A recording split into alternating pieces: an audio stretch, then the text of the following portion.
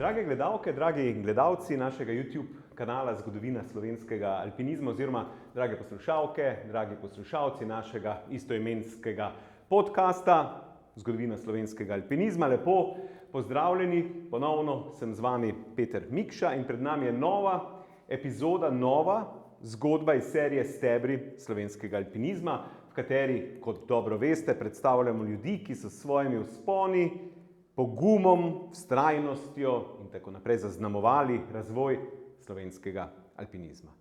Tokrat smo v Šoštanju, v prostorih Planinskega društva Šoštanj, kjer pa deluje tudi ŠAO oziroma Šaleški alpinistični odsek. Tu domuje, lahko rečemo, tudi veliko pomembnih zgodb in iz zgodovine slovenskega planinstva, alpinizma. Ena najbolj izrazitih je povezana z današnjim sogovornikom. Z nami je Ivan Kotnik, med plezalci predvsem poznan kot Ivč Kotnik. Lep pozdrav. Kontra. Tudi jaz Petra lepo pozdravljam in vse gledalke in gledalce tega kanala. Ja, tako. Gremo predstaviti našega gosta, da boste tudi vedeli, o čem bomo danes govorili. Ivčeva pot v gore se je začela, zvedeli bomo točneje, ampak rečemo v 60-ih letih, ko se vključi v alpinistični odsek in v bistvu že zelo hitro postane eden vodilnih predstavnikov tedanje generacije naših alpinistov. Najprej se je uveljavil v stenah, v domačih gorah, nato pa se podal tudi v zelo zahtevne stene Alp in tako naprej. S Francijem Verkom sta opravila vrsto skupnih izstopajočih vzponov, med njimi je vsekakor sloviti podvig v severni steni Eigerja, kjer sta preplezala japonsko Direttissimo. Takrat najtežjo smer na splošno eni najtežjih smeri na svetu tedanjega časa. Kasneje je Ivč Kotnik postal tudi del elitne skupine Slovencev, ki so zaključili alpsko trilogijo, torej Eiger, Matterhorn, Žorasi. Tudi o tem danes. A njegovo ime je še posebej povezano z obdobjem zlate dobe slovenskega in jugoslovanskega himalaizma. Bil je član večjih odprav, ta velikih, tistih znanih odprav 70-ih let in tudi 80-ih, med njimi Makalu leta 1975, ne samo da je bil član, takrat je z Vikijem Grošljem tudi skupaj stal kot tretja jurišna na vezu na prvem slovenskem, tedaj seveda jugoslovanskem, 8000-čaku. Sodeloval je tudi na odpravi na Everest, bil zelo blizu vrha. Zakaj ni takrat šel? Zanimiva. Torej, zakaj ni šel na končni naskok? Zanimiva zgodba tudi o tem danes. Bil je član ambiciozne ekipe v južno steno Lotseja leta 1981. Bil je tudi še na odpravi na Nanga Parbat leta 1990. Njegove izkušnje, razmišljanja, doživetja iz v bistvu Himalaje pa je pozneje so dobila tudi knjižno obliko in sicer v knjigah Dotik neba in Himalajski dnevnik Drama pod vrhom. V današnjem pogovoru bomo torej spoznali njegove začetke, ključne vzpone, razmere duha tistega časa, ko je bil najbolj aktivno vpet v plezanje in seveda tudi plezalno družbo, pogled na himalajske odprave in na to, kaj človeku ostane, ko se največje gore v bistvu iz realnosti ali pa iz vsakdanjega fizičnega stika premaknejo nekako v spomin. Torej, Ivč, še enkrat lepo pozdravljen, hvala, ker smo lahko tukaj, ker si se odzval in smo danes tukaj željni poslušati tvoje zgodbe. Torej, začnemo pri standardnem klasičnem vprašanju, ki pa je v bistvu najpomembnejše, ker v bistvu vse, o čemer se bomo pogovarjali, izvira iz tukaj. Torej, kdaj in kje si začel plezati, v katerem odseku in v bistvu sploh zakaj? Ja, ali pa po takem čudovitem uvodu je težko še kaj dodati, da ne bi pokvaril, ampak vseeno. Peter, dobrodošel še enkrat v Šaleški dolini, ki je tako rekoč moja zibelka in v bistvu sem eden redkih, ki sem se vrnil na obronke Šaleške doline v Florjan pri Šoštanju, odkoder v bistvu tudi izviram in kjer sem leta, mislim, da 1967, davnega leta 1967, začel uradno kariero v takrat še izrazito nekoristnem svetu v gorah. Načelnik Šaleškega alpinističnega odseka, ves čas, moram poudariti, je bil Šaleški alpinistični odsek, ne glede na to, da smo štartali v Šoštanju, se potem preselili v Velenje in zdaj po dolgem času so se mladi, tisti alpinisti in prosti plezalci, ki pač nadaljujejo kariero Šaleškega alpinističnega odseka, vrnili v Šoštanj, potem, kot sem rekel že na začetku, nadaljevali in jo nadaljujejo. Doma, ko sem se pripravljal, tudi jaz sem se moral malo pripraviti na ta intervju, sem gledal, da imam na steni eno priznanje, ki sem ga dobil za prvi vzpon preko severne stene Triglava po Čopovem stebru, ki je tak in drugače zaznamovan še danes z alpinisti in ni nekaj vsakdanjega. Midva z Francijem Verkom, ki je bil moj soplezalec, dober prijatelj in ravno toliko starejši od mene, da je lahko že malo pred mano okusil te naše stene, sva preplezala v enem dnevu skalaško smer s Čopovim stebrom. To pomeni, da sva zjutraj zgodaj vstopila v severno steno in potem po dobrih 1000 metrih izstopila še isti dan zvečer in prespala, potem na Tržaški koči pod Triglavom, čisto na drugi strani v bistvu najine poti. In takrat sem tudi prvič videl, kakšna gužva je v gorah, ker smo že ene 20 metrov pred kočo naletela na prve ljudi, ki so spali enostavno zunaj in potem zgodaj zjutraj šli naprej. Tako da pripravništvo pri nas je bilo bolj tako rekoč pač, kaj pa jaz vem. Jaz sem imel Francija, ki je bil na enem tečaju pod Triglavom v Aljaževem domu, kako leto pred mano in je bil Jack. To je bil, vse je vedel kao in jaz sem se mu enostavno priključil. Potem smo imeli vsako leto sprejem med alpiniste, verjetno, da sem bil sprejet že pred to severno steno Triglava ali pa ne, ne spomnim se čisto točno, tu nekje. Se pravi, da je bilo vse skupaj bolj povezano z romantiko, ki je zdaj pač, kot se hecamo, ni več niti doma, kaj šele takole, bodi si v službi ali v organiziranem društvu ali klubu. Kako si pa sploh v bistvu prišel na zamisel ali pa kako je do tebe prišla želja, da greš sploh plezati? Od kje? Je šolski center Velenje, kamor sem se po osnovni šoli nekako vključil. Vpisal sem se v rudarsko-tehnično šolo, ki je takrat bila 5 let. In še predvsem zato, ker sem se ustrašil, da bi sprejemnih izpitov v Celju, kjer sem želel biti strojni tehnik, se pravi, da bi se moral v takratni tehnični šolski center na Lavu vpisati, bal.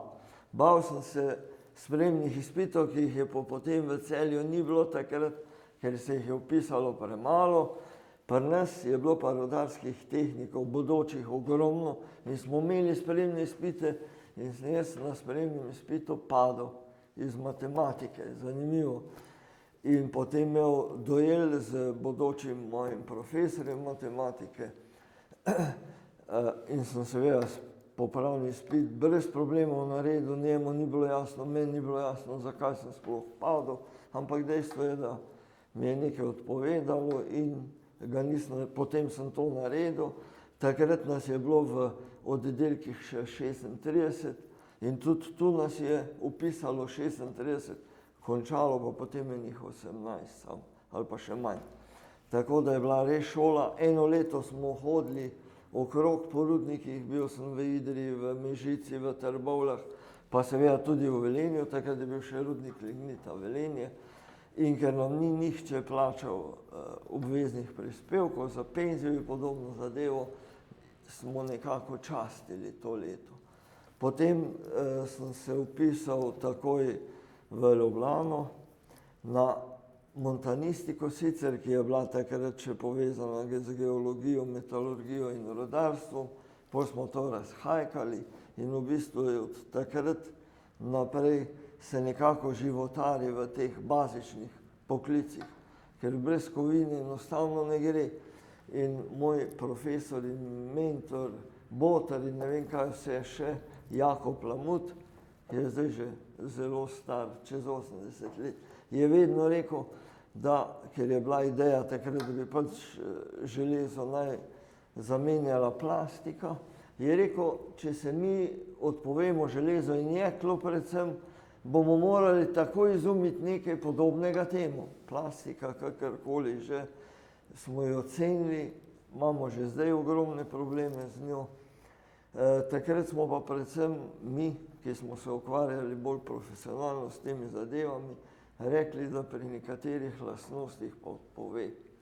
In neusmiljeno je tako, zdaj je predvsem količina problematična, takrat so bile še kakšne druge stvari, volumeni in tako naprej.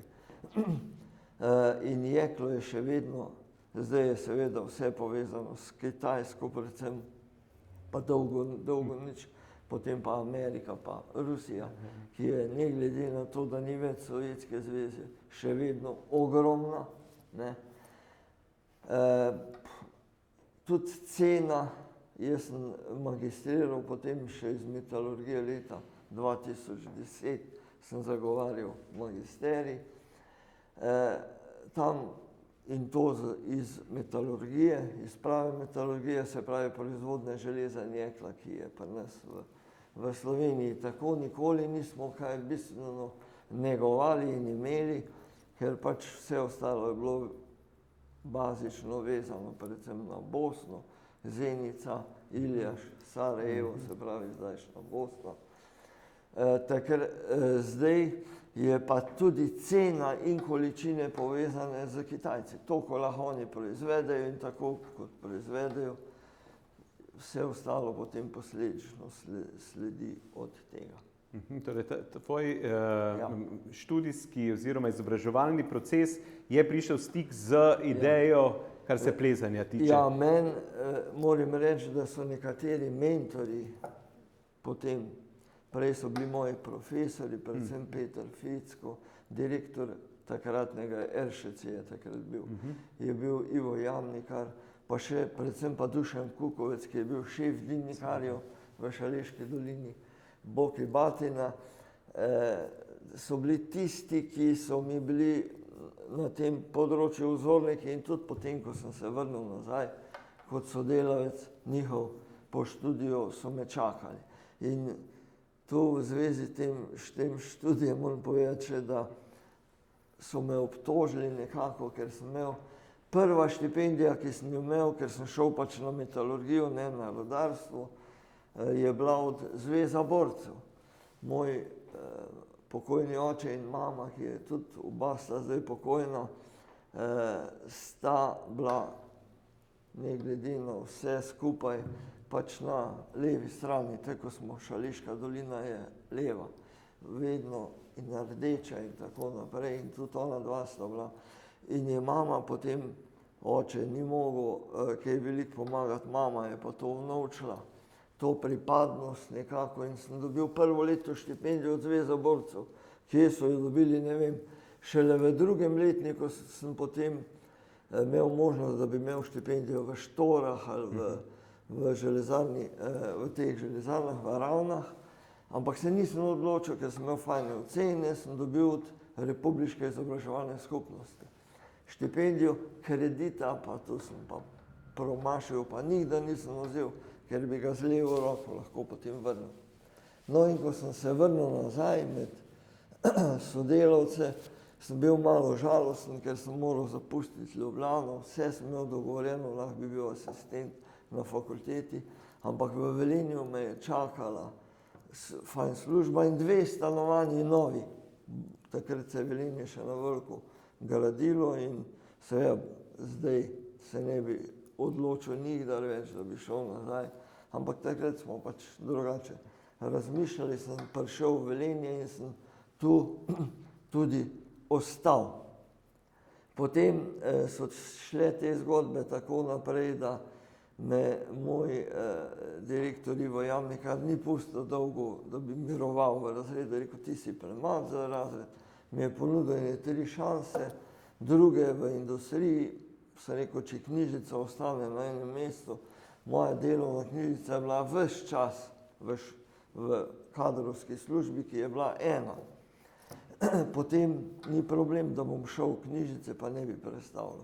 In sem se seveda, ne glede na to, da so me ti mentori in profesori vsi nekako računali, da se ne bom odločil, sem se odločil in šel v farming inženiring, to je pa iz proizvodne tehnološke opreme, ki je bila tudi del takratnega RŠC-ja ven izviralo in mi smo potem do razpada Jugoslavije bili nosilci proizvodnje kurjega mesa in jajc na ta način, da jaz sem imel v tej firmi Farming Engineering, ki je bila v bistvu poslovna skupnost, enih 100 podjetij, vse gradbince, od Vegrad je bil številka 1, potem so še druge firme, pa na jugu tudi bile, ki so nam zgradile objekte, mi pa smo potem opremo noter montirali in tehnologijo, ampak spet opremo tako, da nismo imeli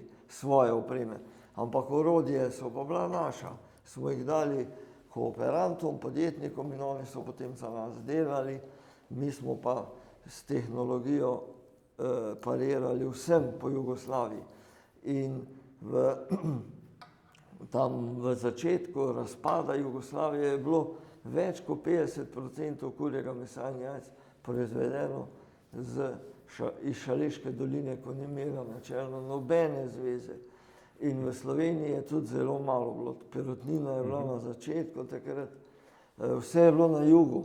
Šele potem, ko je Jugoslavija razpadla, sem jaz kot nosilec, eden od nosilcev teh dejavnosti vedel, zakaj so recimo Srbi in Hrvati se žgali med seboj, mi smo pa posod šli skozi.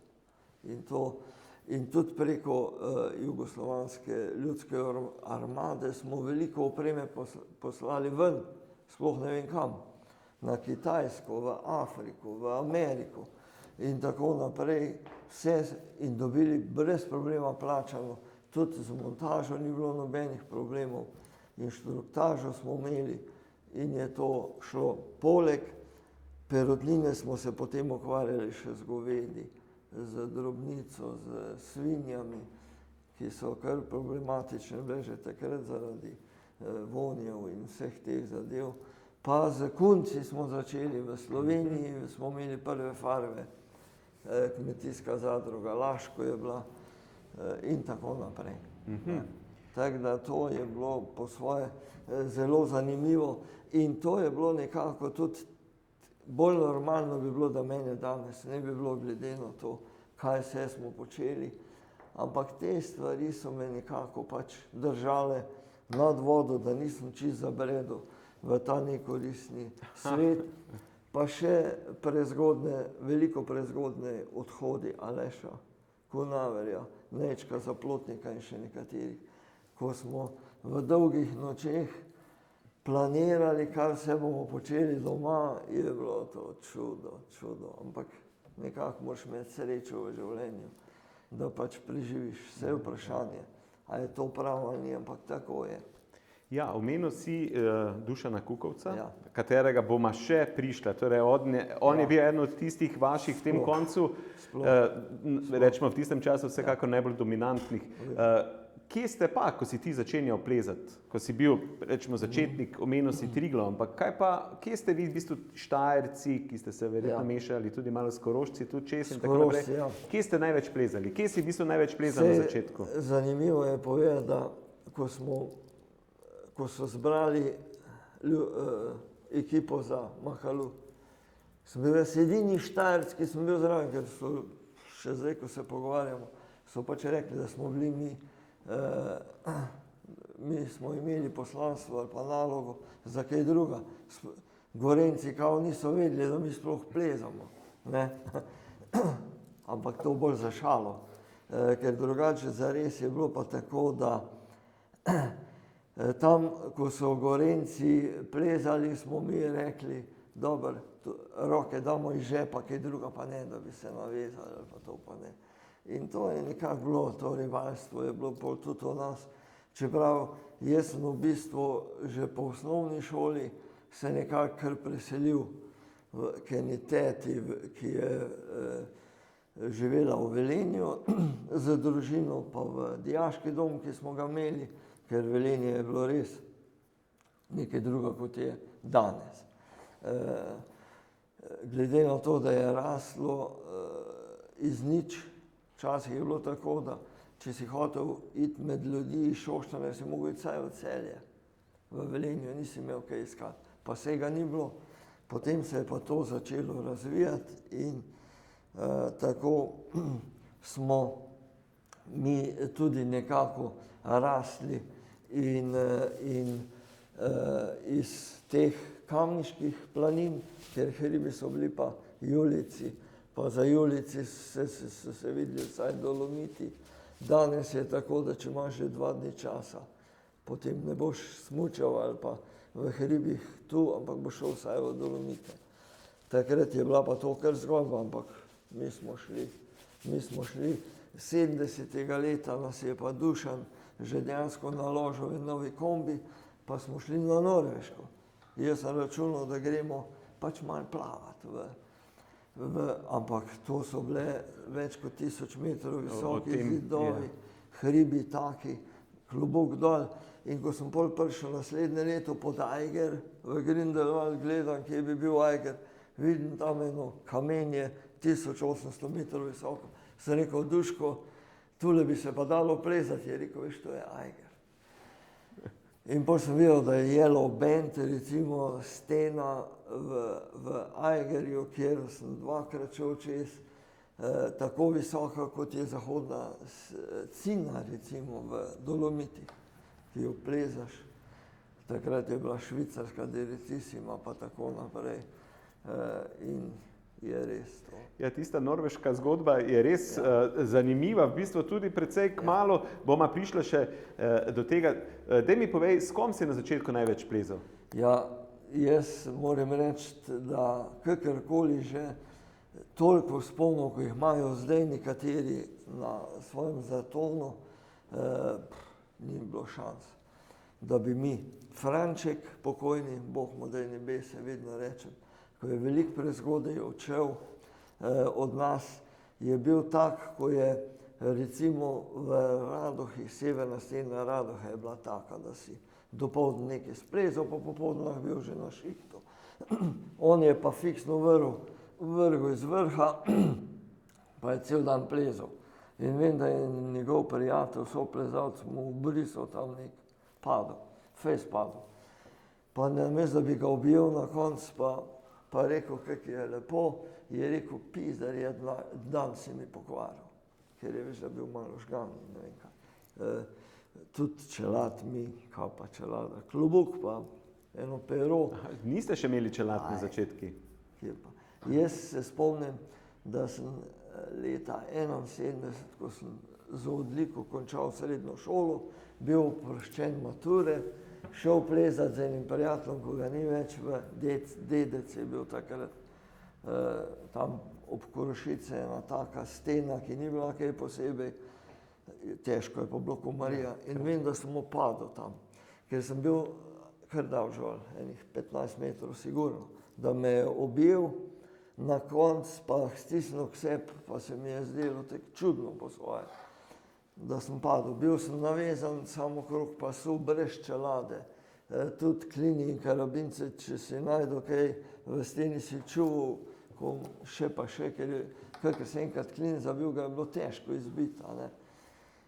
In je vse to nekako pač bilo povezano s tem, da če smo eno smer ali pa dve smeri na dan splezali, je bilo to že veliko.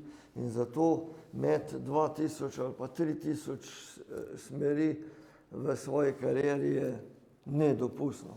Jaz jih imam kar veliko, ampak ne vem, če jih imam veliko več kot 500. Pa pristopov po zimi pa ja. In tudi potem, ko se sprašujemo zdaj, kaj počnemo, ko nismo več v prvih vrstah za plezanje, pristopi zimski so še pa zmeraj nekaj posebnega. In tudi štejejo. Teh pa kar veliko naštimam, ker zdaj, ko sem spet prišel nazaj v svojo zibelko, v začetke, mislim, da je bila moja mama tista, ki me je peljala na Smrekovec, pa Golte, pa še naprej tja iz Smrekovca proti Travniku, Komno in tako naprej, da sem videl v prave hribe in da me je začelo to zanimati. Je nekako bila tista, ki mi je res pokazala pot, ki se nikoli ne konča, ker moja ideja pa ni, se je veliko jih zdaj tako na glas razmišlja, je vedno bila, da je tega nekoristnega sveta gora za eno življenje enostavno preveč. Ja, in res je tako. Ja. Vzorniki tvoji na začetku, si imel kakšne vzornike? Ali pa Duško je bil vedno moj vzornik, Dušan Kukovec.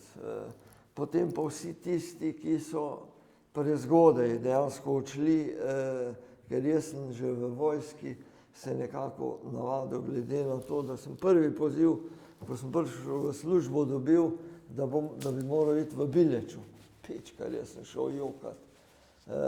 Jože Melanšek je bil takrat že na teritorialni obrambi, pa moj prejšnji šef je bil Šulek, pa Zdovc, pa še nekaj takih inženirjev fajnih. So mi šli jokati, da sem lahko poziv nazaj dal, pa sem rekel, bom počakal, da bo nekaj drugega. In tako je bila zamenjava za Kranj. Tam pa nisem mogel reči, da ne bi šel. In sem seveda šel v Kranj že leta 76 novembra, kako ja, sem šel v vojsko, pol sem bil pa skozi na Pokljuki. Vzornike sem imel tam, Špiro je bil šef štaba v Kranju, Posavec, ko je bil, pa Špir je bil res vojak, major, in so ga tudi lovili potem z mednarodno tiralico, ker je bil po razpadu Jugoslavije šef za Knin. In glede, to je bil Črnogorc, je bil on porod. Tudi ne vem, ki je zdaj. Posavec, ki je bil pa polkovnik, pa nekako se z Šperotom sicer nista najbolj ujemala po karakterju. Je pa še zdaj tu nek podjetnik in sva se videla, ampak ni nikoli mi povedal za Šperota, ki je kaj počne. In ga nisem več videl. No in ti, takrat, ko sem jaz bil v vojski, je bil seveda Mahaluž že svetla preteklost, smo se pripravljali za Everest in sta bila Špiro in Posavec tudi kandidata med prvo ekipo, da bosta šla zraven. Kot oficirja sta morala natrenirati angleščino in smo hodili v Ljubljano 2-krat na teden se učiti angleški jezik. Jaz sem seveda komaj čakal, da sem šel domov, ona dva pa pošteno potem nazaj. Moj predpostavljeni je bil pa en poročnik, Dragi Ivanovič, ki je pol kar kmalu zatem, ko smo mi šli iz kasarne, naredil samomor. Je rekel, jaz to ne bom zdržal. Jaz sem bil v vojski že z avtom, sem imel fičota in mi je tistega fičota kar kmalu zaplenil, pa se on pol furil z njim. Sem rekel, pa ne moreš se ti voziti, avto je moj, pa če bo karkoli narobe, bom jaz imel problem. Je rekel, ne brini za to. On je imel v Kranju familijo, ampak mu zgleda ni najbolj odgovarjala. Pa je seveda se fural s tistim avtom, dokler sem jaz bil vojak. Sem se pol jaz mogel z njim dogovarjati, da mi je posodil avto. Moj avto. Omenil si, da si veliko plezal z Francijem Perkom. On je, lahko rečemo, tvoj, koliko zasledimo vzpone med najbolj domačimi soplezalci.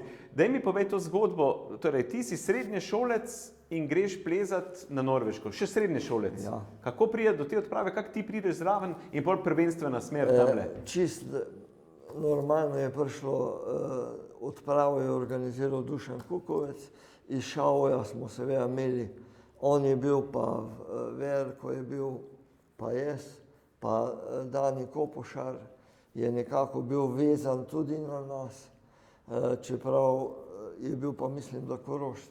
Pa Korošci so bili najbolj zastopani, pa Celjani, in glede na to, da je Dušan Kukovec to organiziral, je bilo logično, da sva midva z Verkotom bila zraven.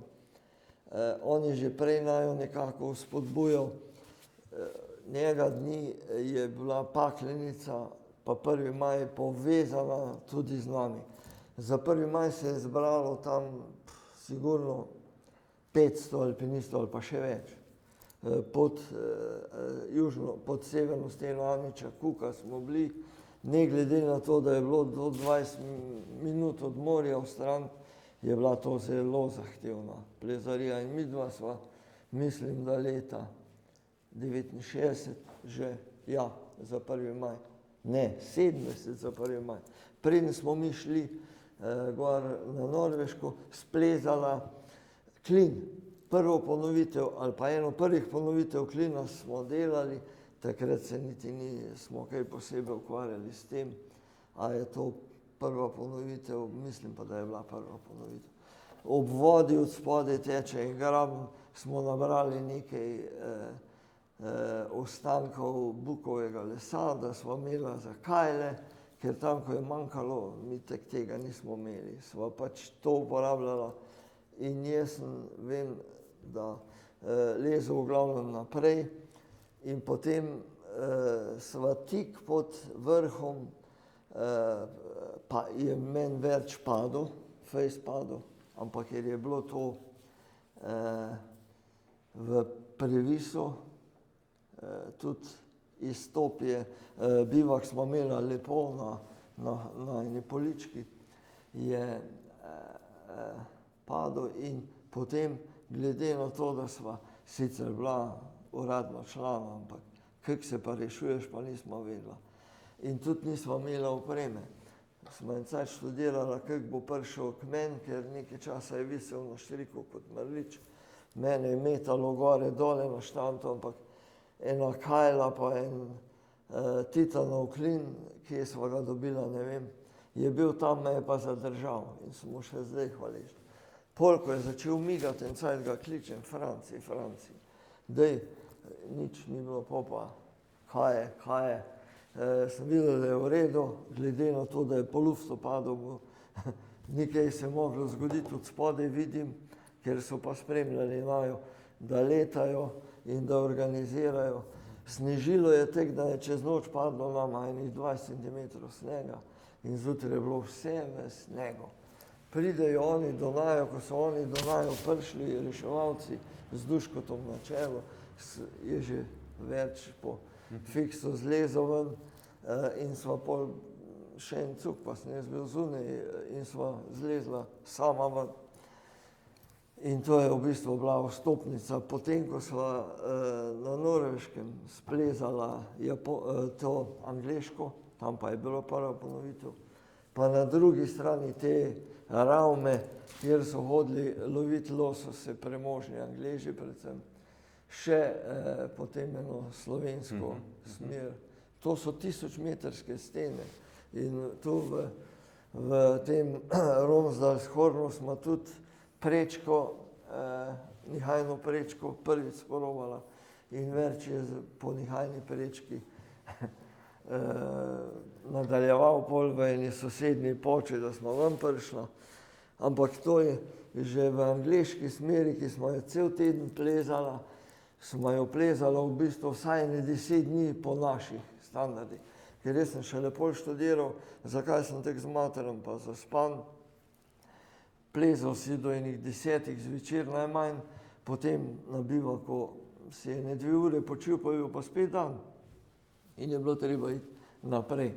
Tako da, ampak to so bili taki zidovi, da je bilo potem veliko lažje v Aigerju, kjer so se začeli pa drugi problemi. Ampak dobro, zakaj pa zbereta japonsko diretisimo? Vidva sta bila v bistvu druga Slovenca. Po zimi so jo ponovili Švicari. In nikjer tipikal, to je bilo za njih pač tipično, da nikjer niso nič povedali. Jaz sem računal, da imamo vse v steni in da bomo to koristila. So vse ven zmetali, potrgali, glede na to, da smo pa mi bili 4 prvič leta, 71 smo probali, ker so Jugoslovani takrat zlezli normalno hekmarjevo smer, je bilo nekako pač logično, da probamo ali v Harliju ali v Japonski. Pa smo rekli, dajmo v Japoncu. Po 3 dneh prvič nas je dobilo slabo vreme in smo se jedva vrnili iz prvega snežišča po klasični smeri na konc Hekmarja, na bivak smrti, pa ven. Potem cel dan je to trajalo. Romija Pugla, ki ga tudi ni več, je tam še en plaz dobil, ampak hvala Bogu, da je štrik zdržal in je preživel. S tem, da potem Jaka Prelog in Roman Pugl nista hotela več, ki je veliko čutil o Aigerju. Midva z Verčem sva pa, z Francijem, sva pa čez 2 leti probala še enkrat. In da je v bistvu rešilo lepo vreme, ki je trajalo cel teden. Če bi naj dobilo še slabo vreme noter, naj ne bi bilo več. Ker jaz sem, moram reči, da sva z golimi rokami zlezla to. In na vrhu sem dobesedno kriscal. Dobesedno, res. Tek zmatran sem bil, ni bilo za jest, ni bilo na bivakih ničesar več. Vsega nama je zmanjkalo, mi dva itak nismo imeli opreme več kot za 3 dni. Na vrhu sta pa pol mesec, to je pa v vzhodni steni lezli Vanda Rutkevič z eno vzhodno Nemko in tista vzhodna Nemka je bila taka simpatična punčka in jaz hotel ji pomagati, rukzak, nisem mogel njenega rukzaka dvigniti, kašele nes. Ampak dol smo pol prišli do železnice, to je pa Vanda poznala, nas je vodila, če ne bi morala še eno noč prespati na oni strani. Pa nisva. In glede na to, da so železničari nekaj po noči rihtali, smo na eni lokomotivi gor na Kolno se pelali dol na Klajne Šajdek, pa potem peš na Alpingen do Šotorov in tam sem si prvo ribjo konzervo odprl, bil vesel ko Marija. Metka Rotovnika, ki naj je pa pod steno čakala, oziroma tam na Alpingenu, je spremljala z daljnogledi to.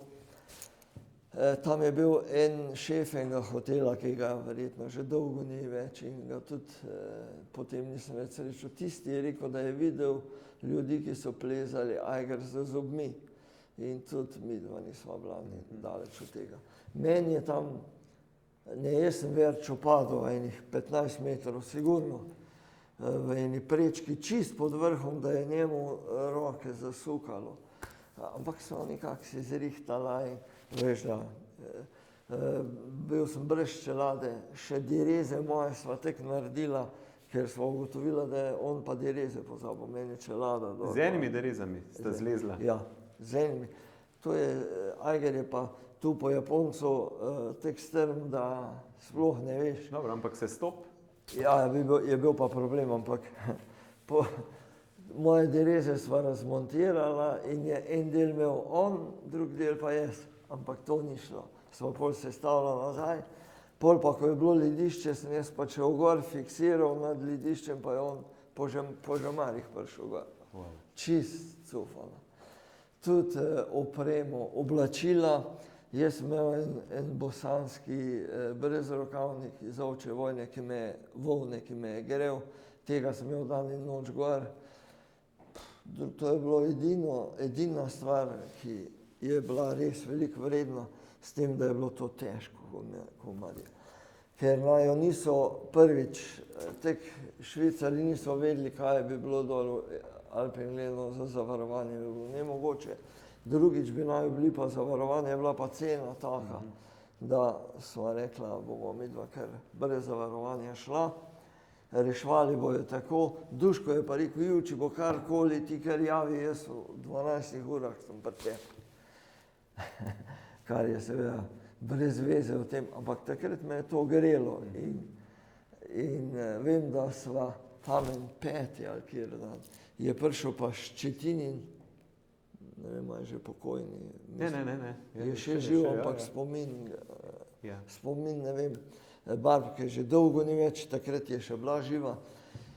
Ščetinin je pa to lezel z enim tujcem in vem, da sva se midva drla dol, nisva vedela, kdo je, ampak nekdo je bil, da je razumel, če bi bila možnost, da bi bila se spustila na Kortijev bivak, pa potem zadnji del pač splezala tam, ker nismo imeli opreme, ampak se nismo mogli zmeniti, pa tudi tako daleč je bilo, da sva midva to lepo prišla ven. Vanda Rutikijevičeva, ki je pol kar kmalu ostala na Kančenzingi. Ja, ona je pol obstala tam. No, ampak težka izkušnja v Ajgarju, ampak je bila pa to vstopnica za pol Makalu, ne? In tudi izkušnje, ne, pol vrh. Izkušnje, ja. Ker mi smo pol naslednje leto, 74. leta, smo pa šel v Rusijo, v Kaukaz, z eno meddruštveno odpravo. Takrat je pa šel Jaka zraven, pa Prelog, ki ga tudi strašno dolgo ni več. Pa Silvo Jošt je bil, pa Gorenci, pa je bila ena meddruštvena jugoslovanska odprava, tako da je vodil Vladimir Mesarič, Dado iz Zagreba. Ja. Pa zraven so bili eni Beogradčani, pa Makedonci, pa tako naprej, da je bilo pa eni Srbi iz Bosne in tako naprej.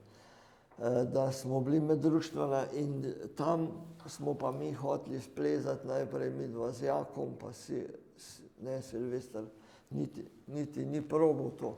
Pa Klemenc je bil, pa Rožič, Jože, eno v Čatintao, to je ob Kaukazu, ena zelo težka stena in smer in nas je en plaz ta kamniti potolkel je predvsem Jožeta pa Klemenca, smo se morali vrniti nazaj v bazo, javiti v Moskvo, kar je bilo za nas nedoumljivo, da bi zdaj pa mi nekaj druga probali, ona dva sta ostala, da smo dobili dovoljenje, šli potem v Pik Ščurovski, zraven tudi ena težka, to je vse 5B pa tako naprej, bilo ocenjeno, smer, ki so jo plezali Rusi z enimi 3-4 bivaki, mi smo to v enem dnevu šli čez.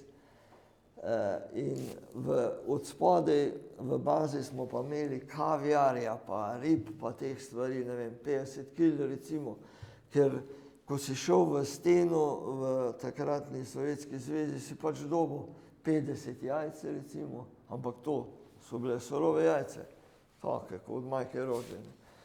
In dobil si, ne vem, 2 kili ali pa 3 kaviarja, pa šunko, pač to, kar si izbral. Pa si pol tovoril pod steno, to je 2 dni, pa da si splezal še pol 3 dni, tako da en teden je bilo minimalno. Ne. In naši prijatelji iz Zagreba, 2 sta bila Zagrebčana, 2 iz Splita, so šli pa v Križ Učbe, plezati eno težko smer, jih je dobilo neurje, pa neki plazovi in so 4 ostali tam. 2 smo našli, 2 ne. Ampak glede na informacije, pa to, ki jih ni bilo, so pa nas sicer tako izvedeli, da so se 4 ponesrečili. Ivč je bil sigurno zraven, ne more biti drugače. In so mi že svečke prižigali tam na eni cerkvici, nad Velenjem. Ampak pol se je drugače to naredilo. 2 smo našli, seveda, vsa ta zaloga hrane in to, ko je ostalo za piknik na koncu, je ostalo tam. 2 smo spravili domov, en je bil iz Zagreba, en iz Splita, da smo 2 lepa pogreba naredili, bistveno prezgodaj, 2 pa sploh nismo našli. In so jih par let nazaj šele našli. Enega so spravili uradno domov, pa je bil pogreb v Splitu, enega pa na skrivaj, par kosti, ker stvari so se premenjale, to je bilo le daleč, nazaj več kot 50 let. In nove družine, novi ljudje in niti ni bilo zanimivo, da bi to naobešali na velik zvon. Ja. No in zato sem potem naslednje leto, ko sem pa šel že brez Verkota, ki ni kao dobil, imam še neke kartice, ker njega tudi ni več, kartice iz Beograda, ko mi je pisal, da ga šef ne pusti, ker takrat smo pač po Jugoslaviji gradili, Vegrad je bila gradbena firma in Verč je kar kmalu, zatem ko je končal rudarsko šolo in v jami mu ni bilo za biti, ker je pač specifika. Je rekel, da se dela ne boji, to smo se zmeraj hecali in da ga bincajo v šuhe, ko je imel nočno izmeno in se je spal v jami prišel. Nadzornik ga je mogel v čevlje bincati, da je ostal. In pol je šel na Vegrad, tam naredil izpit za žerjavista, pa vozil žerjav. In v Beogradu so rekli, da je to žerjav, ko se ne more podreti. On ga je podrl. Tako da je bil. Ja, edin šef ga pa ni pustil. Aha, on torej ni prišel na odpravo, ti prideš na odpravo. Kak si se pa počutil na višini? To je prva izkušnja vsaka fejst. Ja, seveda. Jaz sem bil že prej na Elbrusu, 5800 metrov, koliko je visok, še malo več, ta 2 vrha ima. Na obeh vrhih sem bil, ker smo še rešvali oziroma iskati šli ene Zagrebčane, ko so hodili malo bolj počasi kot mi. Mene višina ni čist nič matrala in sem tudi pol brez problemov višje, ko sem bil, bolj mi je nekako bilo lepo. In smo seveda se prijavili za Verč, se ni prijavil, za Makalu in prišli zraven. Vodja Makalu je bil čuveni Aleš, ki je nas vzel, mene predvsem zraven, jaz sem mu bil neskončno hvaležen, predvsem njemu res, za to, da me je vzel tega zelenca, ki sem sicer bil v državnem ali mednarodnem razredu zaradi sredstev predvsem, drugače pa nisem veliko razmišljal. Za nas je alpinizem res bila ena bariera, taka. V športu tudi, ki se mi je zdela, da sem se stopil potem, ko sem se moral bolj izpostaviti kot športnik. In dobil tudi že po Everestu, mislim pa, da po Makaluju sem bil športnik občine Velenje. Neka priznanja in to dobil, ampak to mi ni pomenilo toliko kot ta nekoristni svet sam po sebi. In ko smo prišli na Makalu, sem seveda Aleša spraševal, zakaj se je odločil za mene. Je rekel predvsem zato, ker si veliko že maral, pa imel reševalne akcije, pa take stvari in boš koristen tu. Hvala Bogu, ko smo torto po Makaluju jedli v bazi, ko nas je imel Aleš spet vse skupaj, je bilo to nekaj nepomljivega. Torta nikakva, ampak ta občutek pa fantastičen, ko tudi moje ime je bilo napisano gor z neko čokolado ali kaj. In je bilo to res nekaj nepojmljivega. In če bi Aleš še bil živ, tudi vprašanje, kaj bi bilo z nami, ker smo planirali, zdaj pa vsi smo imeli za hribi zelo radi morje. In bolj na Braču, to je bilo neček, je o tem sanjal, kako je to lepo posnesen, kad šel na ta bolj na Braču, to je ništa, neč. Aleš je imel neko jadrnico in je tudi sanjal, kako bomo jadrali, pa lovili ribe, pa ko bomo prišli pa pod stene, bomo pa plezali. Dugi otok je bil že tam. In to je bilo nekaj nepomljivega, to se nam nekako ni uresničilo. Kaj pa sam vrh in doživetje? Makalu, mislim, odprava, prvi 8000 sploh tako željen, ne? Pol ti si gore na vrhu. Jebem ti. Mi smo res šli tja plezati, predvsem plezati. 3 tedne je bilo treba hoditi. Janko Ažmanov, ki je bil tam že leta 72, smo bila določena že kar kmalu iz Katmanduja, da moramo neke radio postaje nesti. In sva se separirala in še malo kasneje prišla v bazo. Se pravi, da smo še dlje hodila kot 3 tedne pod Everest in pod Makalu. In vem, da ko smo prišla tja, ko je rekel Aleš, zdaj se pa vrh vidi. Jaz sem rekel, pa se nič ne vidi, vse je megla. Je rekel, moš tako bolj gor pogledati. Je res bil pečka, je bilo to daleč. Ampak smo nekako, vreme nam je streglo, da smo, ker jaz sem se še fejst potolkal, ko smo laufali dol iz Enke v bazo, je bilo res lepo in sem se nekaj gležen zvil, ker sem v copatih hodil. In mi je zatekla noga še tega, da niti nisem razmišljal, kaj je veliko.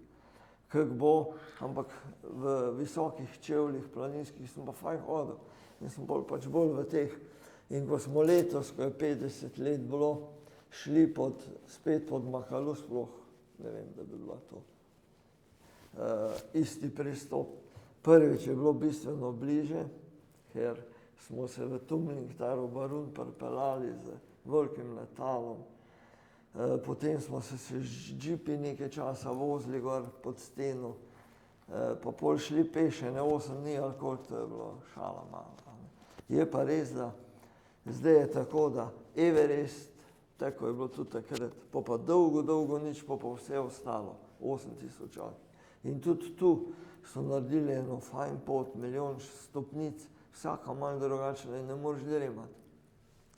In tam po enem bregu, ko smo šli dol, se sploh ne spomnim, kako je bilo pred 50 leti, ampak verjetno smo hodili tudi tam. Smo šli dol, je Klemenc Stanko, ki je bil z nami, rekel, jaz pa tu ne bom šel nazaj. Sem rekel, kako se ne boš tu ostal, boš žal šel. A je rekel, to bomo mi helikopter sprobali. In je res pol še z enim zdravnikom, ker smo jih imeli cel kup zraven, zrihtal, da mu ni bilo treba nazaj iti peš, bil je tudi malo zmatran, ampak je prišel helikopter reševalni, pa helikopter ni mogel ven, ker je bila megla in so en dan čakali, ampak so še vseeno bili pred nami. Srečno prišli v Tumlingtar, tam počakali nas in pol smo skupaj odleteli lepo nazaj v Katmandu, šli potem še iz Katmanduja v Pokaru, tam je pa slabo vreme bilo in smo morali pa vsi čakati en dan. Tako da nismo šli takoj nazaj, da smo tudi to si malo skusili. Ta Kimantanka, kjer sva z Jankotom nesla postajati, brez veze, pa zvezni oficir, ki je kar malo šel, ga ni bilo pol več, je umrl. Pa še en vodja Šerp je tudi umrl, kar hiter. So od tega nismo bila sama, pa neki nosači in Pemba, ampak Pemba je tam vsakdanje ime, je bil kuhar, je hotel kar naprej neki kurji kari delati, midva pa gremo naprej, da bomo pač čim prej prišli, ker je bilo to daleč, še pa še. In smo hodili tam po enih poteh, ko tudi Pemba ni poznal, da smo si morali neke lokalne vodiče dobivati, pa da so nas vodili. Pa da smo prišli srečno, ampak kakve zveze pa ni bilo. Tako da vem, da je pošte je pa bilo toliko, da smo imeli enega nosača, ko je ven nesel in nazaj prinesel 20 kil, pa denarja smo imeli tudi toliko, pa nismo imeli drobiža, ki so bili kovanci, ampak same papirnate rupije, ker je financ minister, ki je bil Romi Robast že takrat, je vsak dan moral nosače plačati. Zdaj pa nosačev je bilo cel kup, da so nosili našo opremo. To smo se počasi navadili na te stvari. In ta poštar, ki je bil pač eden od nosačev, je eno punco tam nek spoznal, pa šel k njej, pa ga en teden ni bilo. Jaz sem prvo pošto dobil doma šele na koncu, ko sem z vrha prišel. Smo pol 3 dni brali tisto pošto in so me še kibicali. En zdravnik, ko je bil, da je že Bog, ampak je še živ, ko je bil z nami, je rekel, da sem komentiral, ko sem dobil pošto pa sod, pogledal sem se, spomnil na svojo ženo, predvsem zato, ker je bila visoko noseča. Ko sem prišel nazaj, sem kar kmalu je rodila Mateja, ki je star ded in tako naprej. To se vidi, da gre čas naprej. Ja. Pol pa v bistvu največja jugoslovanska odprava Everest. Ja, že ko smo na Makaluju bili, z vrha Makaluja si se skoraj dotikal Everesta, smo rekli, naslednji bo pa ta. Sva rekla z Vikijem, pičkar, jaz sem si mislil, pa kje me je spravil ta nekoristni svet, sami problemi. Sem se pa upravičeval kukovcu, ko sem prišel domov, že ko pozabiš, vse ti postane lepo. In smo seveda šli na Everest, s tem, da je se moral pa Aleš žrtvovati, ker takrat se je pa začela ta šola v Manangu in je šel sicer z nami tja, ampak pol je pač mogel iti v Manang, mi pa pod Everest z škarjo. Vse je bilo majka, nosilci smo še zmeraj blizu Makaluja in ta Makalu, pa potem tudi vse odprave, kjer smo Štajerci sodelovali, so nekako pa res bile povezane tudi s prijateljstvom. En za vse, vsi za enega, ni važno, kdo bo prišel na vrh, res sem tako razmišljal, zdaj verjetno po vseh izkušnjah ne bi več tako razmišljal, ker kakorkoli že, to je kot nogometna ekipa. Vsi špilajo en da gol, ampak tisti, ko da gol, je pol nosilec marsičesa. Tako. In tudi tu smo pač v Himalaju bi lahko hodil, dokler bi se dalo, ker za Everestom je bil Loce, pol je pa Šaleški alpinistični odsek bil tako močen, da smo tudi sami rekli, da bomo kaj organizirali in sem peljal ene pobe v Južno Ameriko, smo šli 4, pa v Južni Ameriki, v Andih sem bil 3-krat, 4-krat. In takrat, ko smo šli pod Everest, smo bili samo mi tam, pa ena Šelova odprava avstrijska, ko je šla na Loce, je bila ene pol ure beg. Pol, ko sem bil pa leta 2004 spet, je bilo pa tako, ko bi po Šoštanju hodil, 2500 ljudi, vsi so nas pozdravljali, helikopter je vozil kar naprej, one na pol mrtve dol iz baze v dolino, bile so kafiči, pekarne, malo mesto je bilo, prav čudovito. Gorak Šip, ki je bil pa 3 ure hoda nižje, takrat so bile ene 2 planšarije tam take, pač koliko toliko pokrite, vse posrano od krav. Se spomnim, da ko sva z Jankotom prišla zvečer tja, sva rekla, tule midva ne bomo spala, gremo kar v bazo, pa so naj pol nekako prepričali, da sva tam počakala po naslednje. Gorak Šip, zdaj je tek, večina se predstavlja v Gorak Šip, ker je to celo mesto šotorov oziroma hotelov, pa kakšni šotori spredi in v bazi je zdaj spet prazno. Tako da se je blazno spremenilo. Pod Makalujem, kjer smo bili itak samo mi, je pa zdaj 1 ali pa 2 odpravi, ko je pač čist po svoje moraš iti. Tudi tu, ko sem prej razlagal, da smo mi letos, pač ko je bila obletnica, šli tja, je zdaj čist drugače.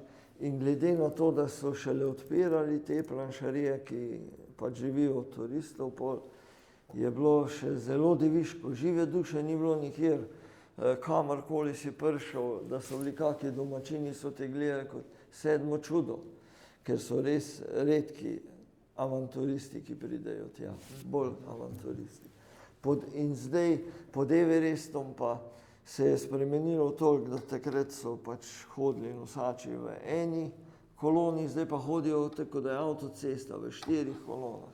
Ko greš pa 20 minut peš v stran, je pa vse isto. Zdaj, če gremo še samo nazaj, to me v bistvu zanima, ta tvoja izkušnja ali pa videnje, ko ste reševali. Vi ste bili Matijevc, ti?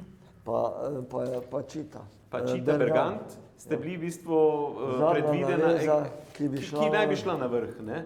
Potem se pa zgodi v bistvu ta nepredviden bivak. Bi morali iti na vrh, tudi čakali smo tam, ampak ker smo imeli probleme z ventili, ki jih ni bilo nikoli dovolj, pa še ti so crkovali, si moral vedno čakati na onga od spredi, da ti je pustil stvari.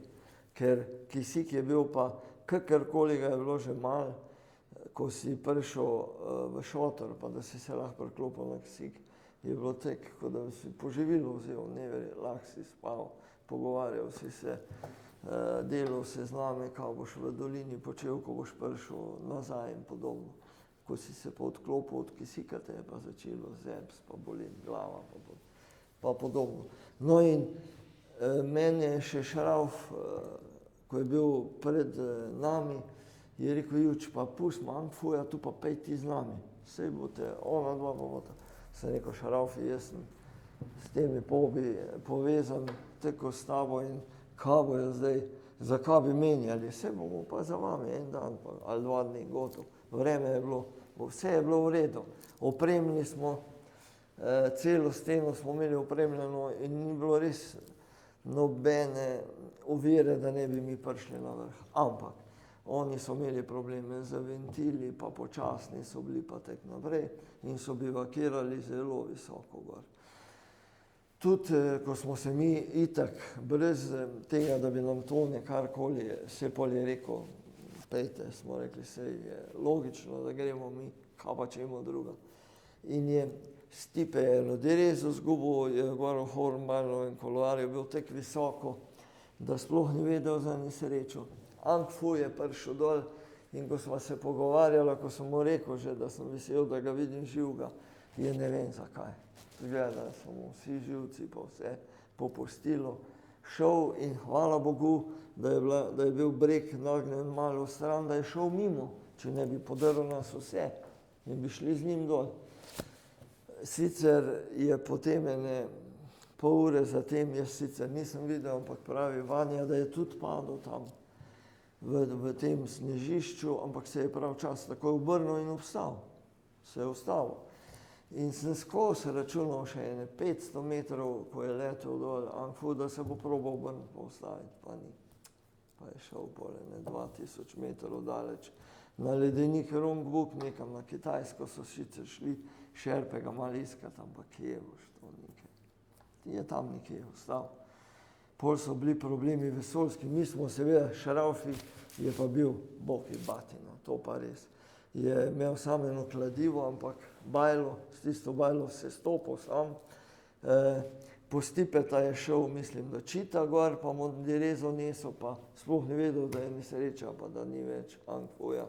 Mi smo se pa vrnili dol v zadnji tabor, tam potem naslednji dan naprej dol v bazo in ni bilo nobenega več za nami, da bi probal še sploh na vrh priti. Ja, torej za vas je bilo, v bistvu je bila odprava končana, ne? Tako vi brez možnosti vrha. Ja. Povej, je realno, bi oni sploh prišli nazaj brez vas? Brez Šraufi bi sigurno prišel, onih dveh pa ne bi bilo. Stipe bi tam gor vstal,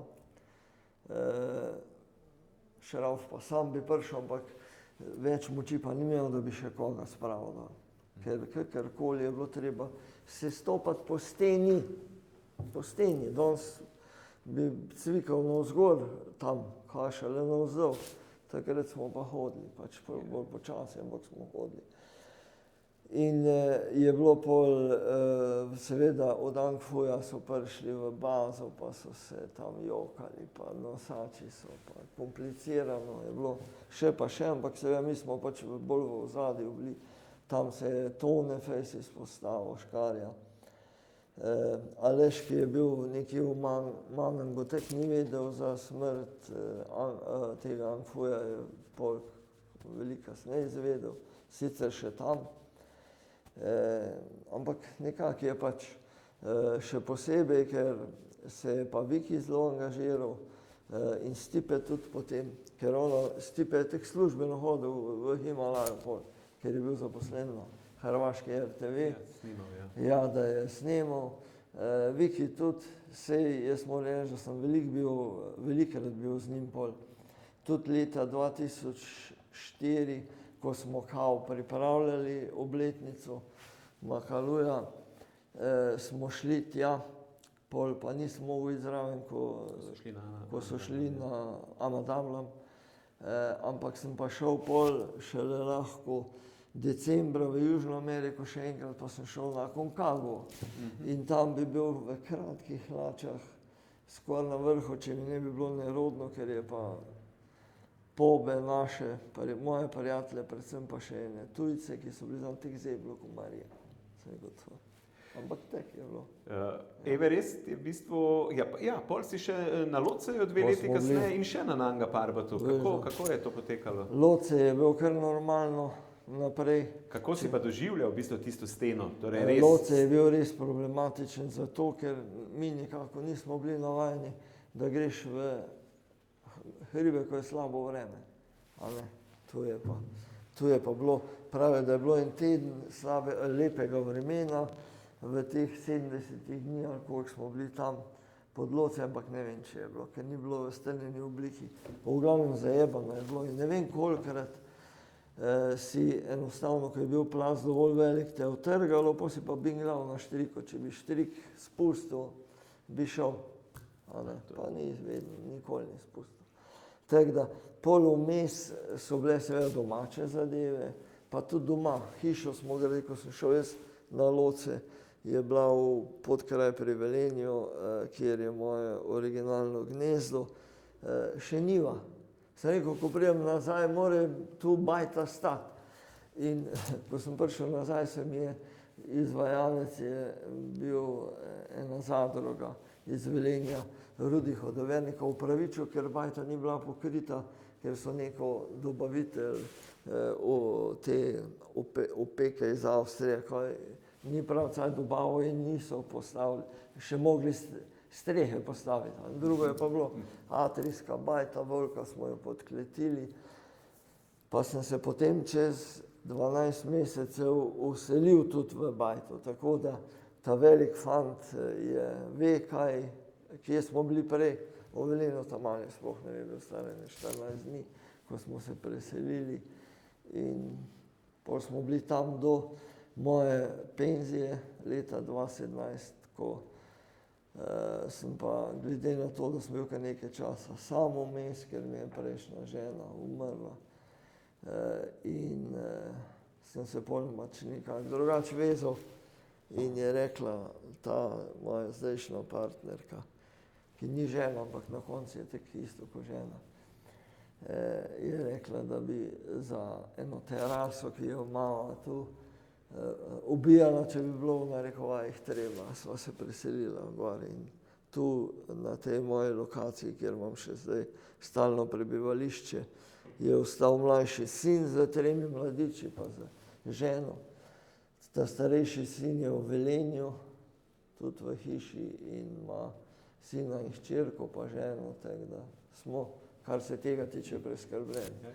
Jaz samo računam, da ne bom pozabil na te lepe spomine. Tako se tudi na ta način jih obujamo. Veš, kaj me zanima? Nanga Parbat 90, si imel ambicije po vrhu? Kako pa je sledilo to? Čeprav, to je tek, da tu sem šel bolj, da se oprostim malo od teh Himalaja in visokih hribov, kamor spada tudi Nanga Parbat, in ko priješ tja, seveda ne moreš biti skozi v bazi. Sva pač z enim prijateljem, Grega Justin, ki sva kar veliko plezala, tudi v Granžorasi, ki je bil z menoj veliko mlajši, ampak je naš Štajerc, Šaleški alpinistični odsek. Sva kar precej časa, 3-4 dni, čakala gor na 7200, da prijeta Marička in Jože nazaj, Frantarjeva in Rozman, pa da bomo imela midva opremo in šla lepo na vrh. Brez problemov bi šla. Ampak jih ni bilo. Ni jih bilo dol in sem rekel, jaz teoretično, zdaj ne more biti druga, kot preko Rupala ne bo ta, mogoče sta šla pa na ono stran Diamirsko, pa bo ta tam. Pa sva šla midva v bazo nazaj in potem po naslednji dan sta se pa javila. Ker ko si prišel enkrat na greben, je bil pa res problem, da se ni slišalo več. In sta dejansko se rešila in s tem smo pa tudi zaključili.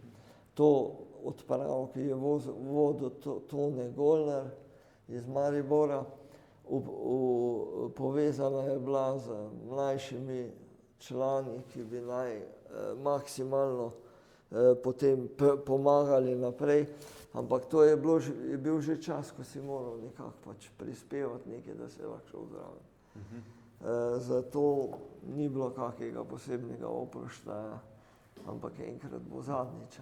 Jaz sem dejansko z Vikijem zelo velik, največ preživel v Himalaj in glede na to, da je on šel delati križ čez Nepal, sem jaz se malo duval, ampak to sem verjetno se res kar duval, da bi pa s kolesom vsaj to dolgo stranico prefural.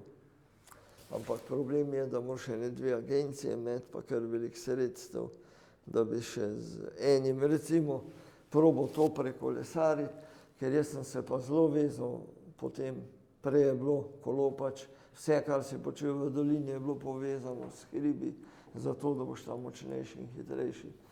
Pol je pa to gorsko kolo postalo kar način mojega privat življenja in ob tem, da sva z enim prijateljem obkrožila Slovenijo z gorskimi kolesi, zadnji prelaz je bilo Jezersko. Ampak do 10 dni, če pa več porabiš, pa te še pes ne povoha, ko se hecamo. Pa pol sva šla ob Dravi od izvira do izliva.